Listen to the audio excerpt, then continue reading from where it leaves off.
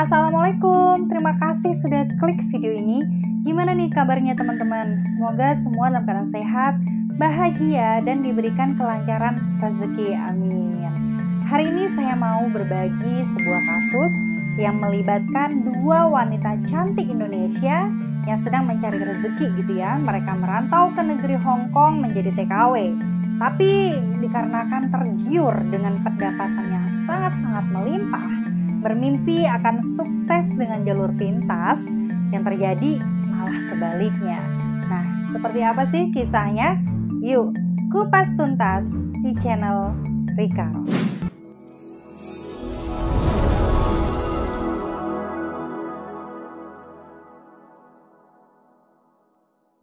Sebelumnya kita kenalan dulu nih dengan seorang pria bernama Rurik Chutting. Ia lahir dan dibesarkan di negara Inggris dari keluarga yang cukup kaya raya. Dia juga merupakan salah satu lulusan terbaik dari Cambridge University. Sedikit informasi, Cambridge University adalah salah satu universitas ternama dan masuk nomor 5 dari list kampus terbaik di dunia. Setelah lulus dari universitas tersebut, dia kemudian bekerja sebagai seorang banker di sebuah bank yang bernama Bank of America Merrill Lynch. Namun, di tahun 2013, atasannya memutuskan untuk mentransfer Rurik ke cabang yang berada di negara Hong Kong. Menurut keluarganya, setelah Rurik ini sudah menetap di Hong Kong, ekonomi dia semakin hari semakin membaik. Bahkan gak tanggung-tanggung, penghasilan dia sekitar 6,5 miliar per tahunnya. Wow, sangat fantastik ya. Namun dibalik semua kesuksesannya, ternyata dia memiliki masa kelam di dalam hidupnya, termasuk di tempat dia bekerja. Menurut beberapa teman kerjanya, Rurik ini dikenal sebagai seorang pria yang sangat temperamental, gampang marah, dan juga sering berkata kasar. Dan akhirnya, untuk melampiaskan semua beban di dalam hidupnya, Rurik ini jadi sering mengkonsumsi barang-barang haram, seperti alkohol, dan bahkan dia juga sering mengkonsumsi narkoba. Tidak hanya kecanduan mabuk aja ya, ternyata dia juga kecanduan untuk memakai jasa prostitusi dan dia sering menghabiskan uangnya untuk gonta-ganti wanita. Bahkan tidak tanggung-tanggung, ternyata dia ini adalah salah satu member paling aktif di Red District. Nah teman-teman, selain ini cowok doyan mabuk ya, ternyata Rurik ini punya kelainan dalam melakukan seks. Diketahui dia ini lebih suka melakukan kegiatan intim dengan cara kekerasan atau hardcore gitu ya.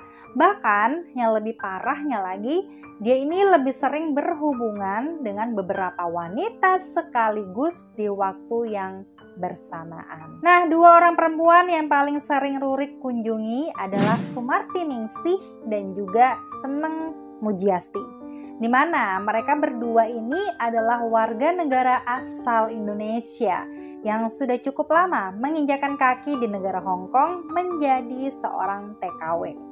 Tapi ternyata di sana mereka malah menjadi PSK.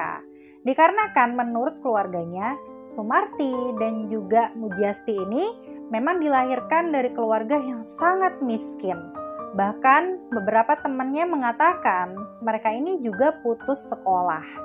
Mereka berdua adalah teman dekat yang tinggal di daerah Desa Sidomakmur, Kecamatan Tiworo Kepulauan, Sulawesi Tenggara. Jadi sedari kecil mereka memang bersahabat gitu ya dan selalu bersama. Hingga akhirnya setelah mereka sudah tumbuh dewasa, mereka pun memutuskan untuk mencari peruntungan di Hong Kong tanpa pernah menyangka bahwa mereka akan menjadi PSK. Dan tidak terasa waktu berlalu, mereka sudah bekerja di Hong Kong selama 5 tahun. Bahkan kadangkala mereka berdua pulang bersama ke kampung halamannya untuk sekedar bertemu dengan keluarga tercinta. Ya, menurut keluarganya, Ningsih dan Mujiasti ini dikenal sebagai seorang perempuan yang sangat baik, sopan, dan juga berbakti kepada orang tuanya.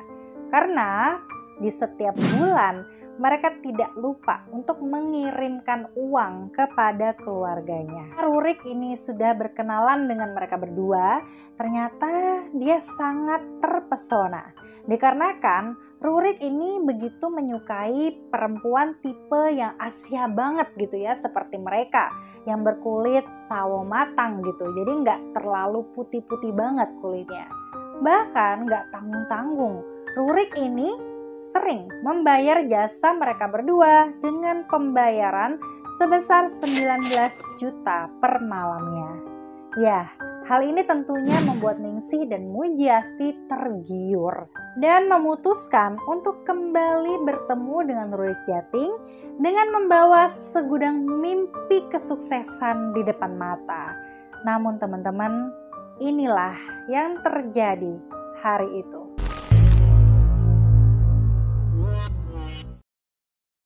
Kejadian mengerikan ini terjadi pada tanggal 25 Oktober 2014. Seperti biasa, pada kala itu Rurik membawa Ningsih ke apartemennya yang berlokasi di daerah kota Chiang Mai, Hong Kong.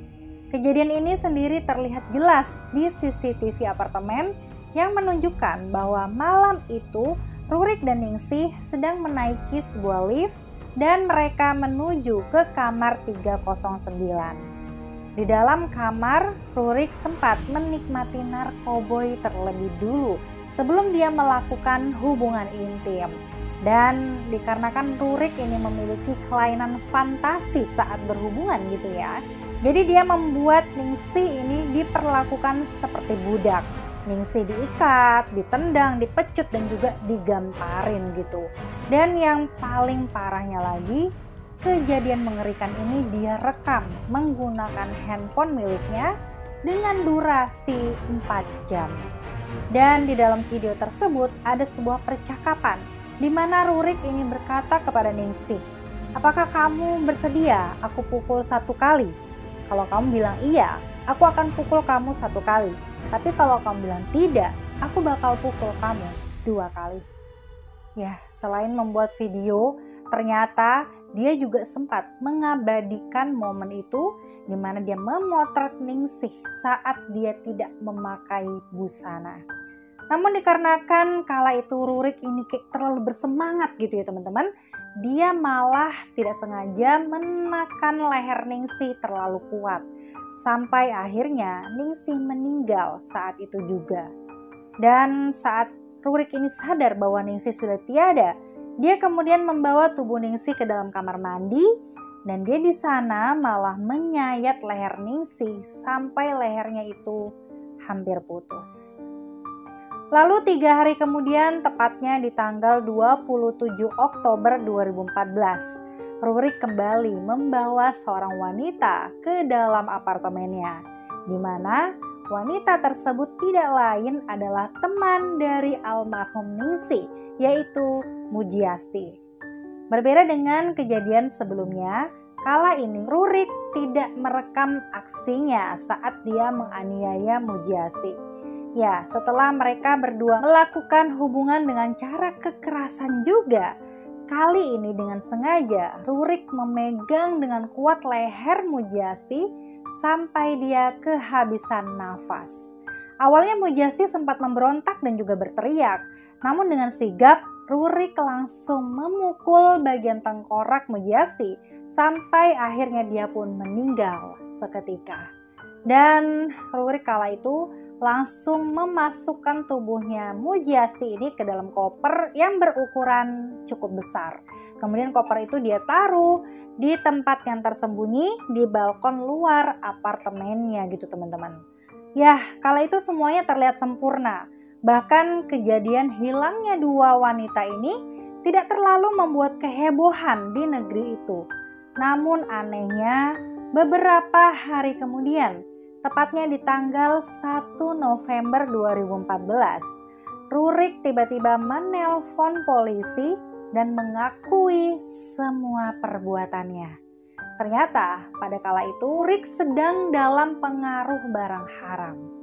Dia tiba-tiba mengaku kepada polisi bahwa dia telah membunuh dan menyembunyikan 2 tubuh wanita di dalam apartemennya.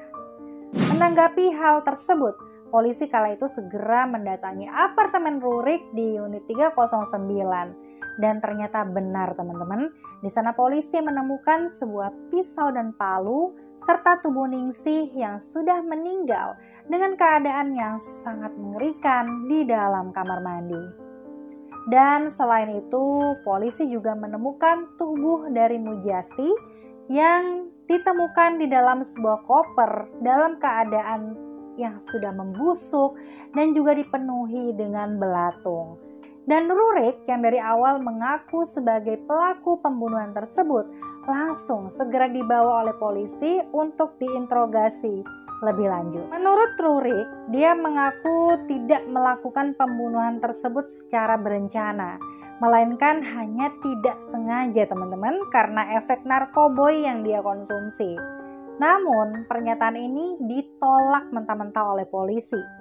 Dikarenakan polisi menemukan beberapa rekaman CCTV di saat Rurik sedang membeli beberapa benda tajam dan juga tumpul seperti pisau dan palu di sebuah toko perkakas.